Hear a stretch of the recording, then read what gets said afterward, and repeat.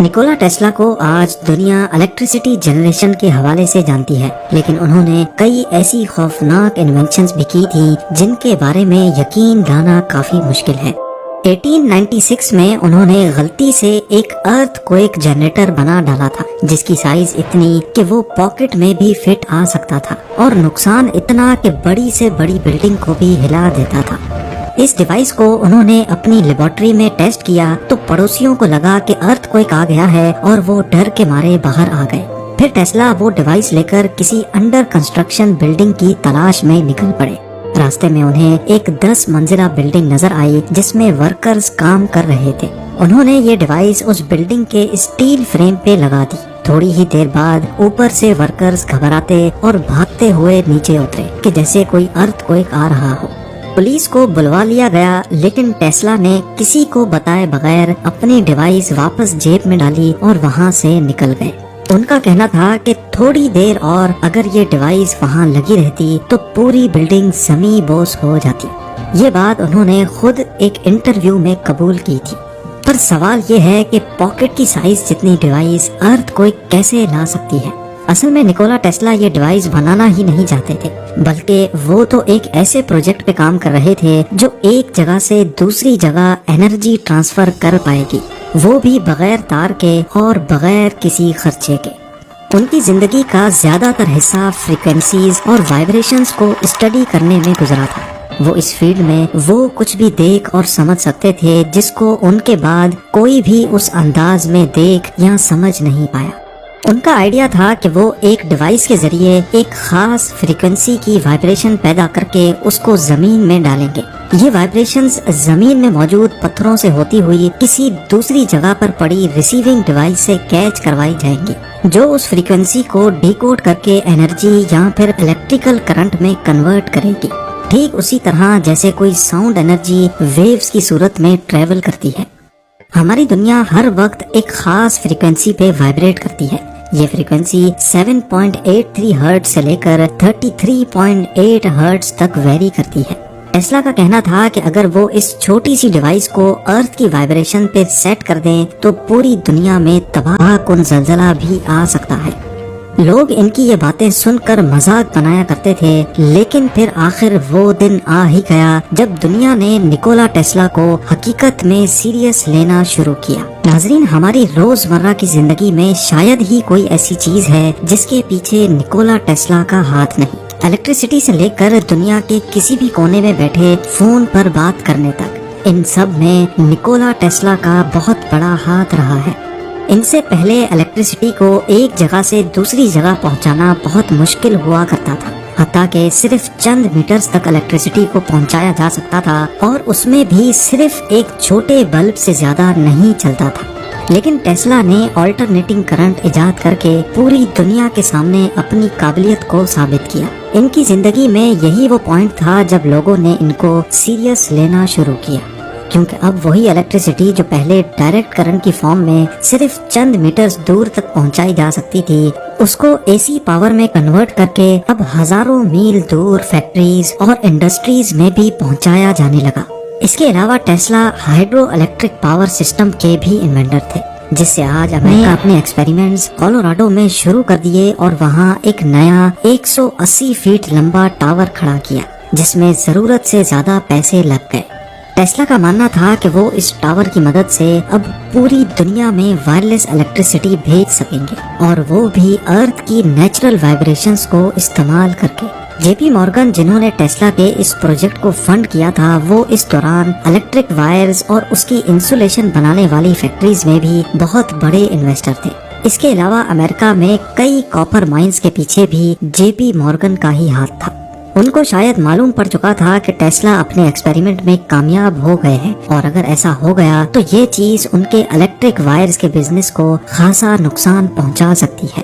اسی لیے انہوں نے ٹیسلا کو مزید پیسے دینے سے نہ صرف انکار کیا بلکہ دوسرے انویسٹرز کو بھی منع کیا کہ وہ ٹیسلا کے پروجیکٹ میں انویسٹ نہ کریں۔ نکولا ٹیسلا کرتے تو کیا کرتے، اگلے کئی سالوں تک وہ وائرلیس الیکٹریسٹی کا خواب لیے جیتے رہے، اور جب وہ اس دنیا کو چھوڑ گئے تو اگلے 10 سالوں تک گورنمنٹ نے ان کی پراپرٹی پر قبضہ کر رکھا تھا۔ ان کا جتنا بھی ریسرچ ورک تھا وہ کئی سالوں تک سیکرٹ فائلز بنا رہا، اور اس کے بعد بھی کئی لوگوں کا ماننا ہے کہ آج تک ٹیسلا کی وائرلیس الیکٹریسٹی کا فارمولا پبلک نہیں کیا گیا۔ اب سوال یہ اٹھتا ہے کہ کیا نکولا ٹیسلا کو کوئی سیکرٹ فارمولا مل گیا تھا؟ کیا وہ واقعی فری الیکٹریسٹی پہ کام کر رہے تھے؟ کئی ایکسپرٹس کا خیال ہے کہ نکولا ٹیسلا ارتھ کی وائبریشنز کو اچھی طرح سمجھ چکے تھے، اور شاید وہ اسی وائبریشن کو استعمال کر کے دنیا میں نئی قسم کی الیکٹریسٹی انٹروڈیوس کروانے والے تھے۔ وہ اپنی زندگی میں کہا کرتے تھے کہ اگر آپ کو یونیورس کے سیکرٹس کا پتہ لگانا ہے تو اس کو انرجی، فریکوینسی اور وائبریشنز کے انداز سے دیکھنا شروع کر دیں۔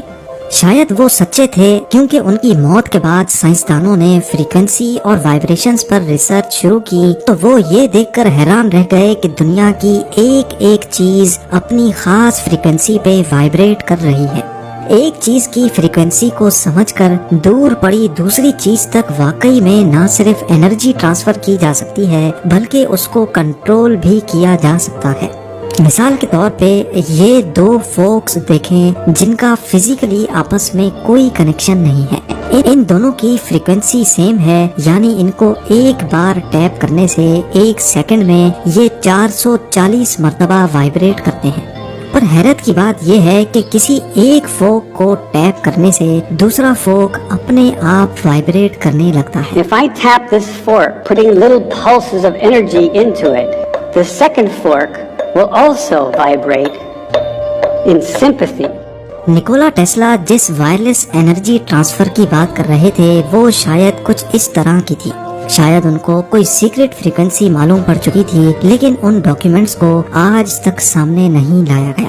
اتہاس گواہ ہے کہ پچھلے 150 سالوں میں جتنی بھی جنگیں ہوئی ہیں وہ زیادہ تر تیل کی بیسس پہ ہوئی ہیں۔ War of Gulf, Kuwaiti oil fires, Iraq war اور حتیٰ کہ ورلڈ وار 1 اور 2 میں بھی کئی آپریشنز ایسے تھے جس میں خاص طور پر آئل ریزروز کو ٹارگٹ کیا گیا تھا۔ جس فوسل انرجی کی وجہ سے اتنی زیادہ جنگیں ہو گئیں، سوچنے کی بات یہ ہے کہ اگر ہر کوئی ارتھ کی فریکوینسی کو استعمال کر کے فری الیکٹریسٹی یا فری انرجی بنا سکتا تو اس تیل کی دنیا میں کوئی ڈیمانڈ ہی نہیں رہتی۔ ان سب چیزوں کے ساتھ ساتھ ٹیسلا کی اور بھی کئی ایسی انوینشنز تھیں جن کو سرے سے یا تو ختم کر دیا گیا تھا یا ٹیسلا کے جانے کے بعد ان پر مزید کام نہیں کیا گیا، جیسا کہ ڈیتھ رے بیم۔ یہ نیوکلیر بام کی طرح ایک ماس ڈسٹرکشن ویپن تھا۔ 1934 میں اپنے ایک انٹرویو میں ٹیسلا نے بتایا کہ یہ ویپن ہزاروں میل دور تک لاکھوں لوگوں کی جان لے سکتا ہے، یا جہاں تک ارتھ کی کرو ہمیں اجازت دے۔ یہ ٹیسلا کا ایک نیا الیکٹرک ویپن تھا جو 50 ملین وولٹس پیدا کر سکتا تھا۔ اندازے کے لیے سمجھ لیں کہ آسمانی بجلی گرنے میں جتنے وولٹس ہوتے ہیں یہ ویپن اس سے 166 ٹائمز زیادہ وولٹس پیدا کر سکتا تھا۔ اس کے علاوہ ٹیسلا نے تھاٹ کیمرا کا آئیڈیا بھی دیا تھا۔ جس طرح ایک کیمرہ وہ سب کیپچر کر سکتا ہے جو ہماری آنکھیں دیکھ سکتی ہیں، اسی طرح ٹیسلا کا آئیڈیا تھا کہ ہمارے خیالات کو بھی فوٹوگراف کیا جا سکتا ہے، جس سے انسان جو کچھ بھی سوچ رہا ہوگا اس کی فوٹو بن کر سامنے آ جائے گی۔ ان کے اس تھاٹ کیمرہ نے کبھی عملی شکل تو اختیار نہیں کی، لیکن ان کے اس آئیڈیا سے انسپائر ہو کر 1895 میں ایکس رے انوینٹ ہوا تھا۔ نکولا ٹیسلا ایک ایسے سائنٹسٹ اور انجینئر رہے ہیں جنہوں نے کبھی بھی پیسے کے لیے کام نہیں کیا۔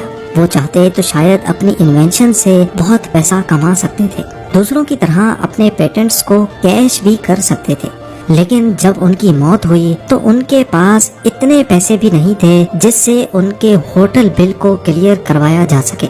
ان کی موت بھی آج تک ایک مسٹری بنی ہوئی ہے۔ 7 جنوری 1943 کو ان کے ہوٹل روم سے ان کی ڈیڈ باڈی ملی۔ آفیسرز کا کہنا ہے کہ یہ ایک نیچرل موت تھی، پر لوگوں کی ایک بہت بڑی تعداد سمجھتی ہے کہ نکولا ٹیسلا کو مارا گیا تھا۔ پر اصل حقیقت کیا ہے؟ کیا ان کے ڈاکیومنٹس کو 10 سال اپنے قبضے میں رکھنے کے بعد سب کچھ پبلک کر دیا گیا، یا پھر ابھی بھی ٹیسلا کی چند سیکرٹ فائلز کسی کونے قدرے میں موجود ہیں؟ یہ تو شاید آنے والا وقت ہی بتائے گا۔ امید ہے ویڈیو بھی آپ لوگ بھرپور لائک اور شیئر کریں گے۔ آپ لوگوں کے پیار بھرے کامنٹس کا بے حد شکریہ۔ ملتے ہیں اگلی شاندار ویڈیو میں۔